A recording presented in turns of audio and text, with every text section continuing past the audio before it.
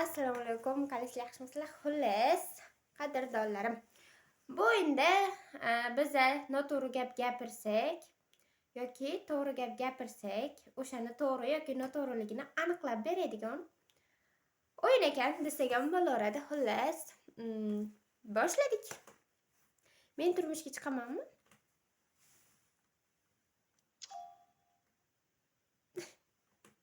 Yo'q.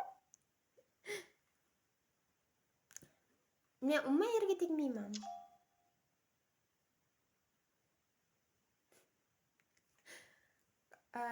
Bu yil turmushga chiqamanmi?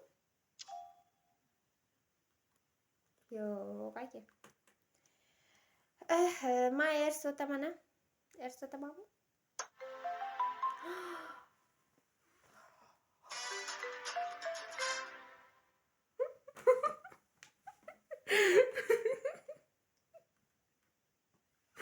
Voy do.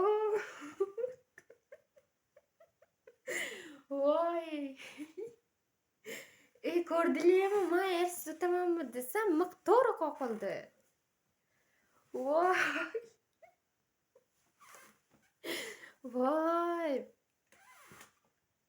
Men turmushga chiqmas ekanman, bilib oldinglarmi? Ersiz o'taman ekan. Voy, tavba qildim. Voy, tavba. Voy, bunaqa o'yinni kim yaratgan? Bu ajoyib.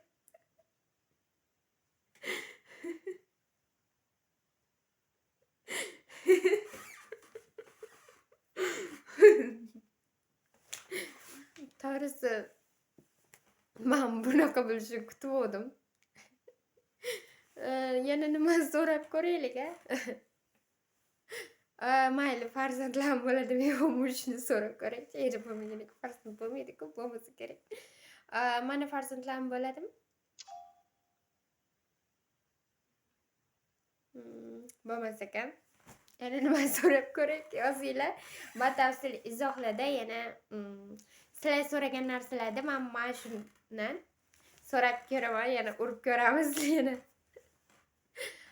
Bemalol savollar berib yorishingiz mumkin. Izohlarda o'zlaringiz fikrlaringizni qoldirishingiz mumkin. Nima deb o'ylaysizlar? Men bu yerga tegmas ekanman, bu aniqlab berdi, точно.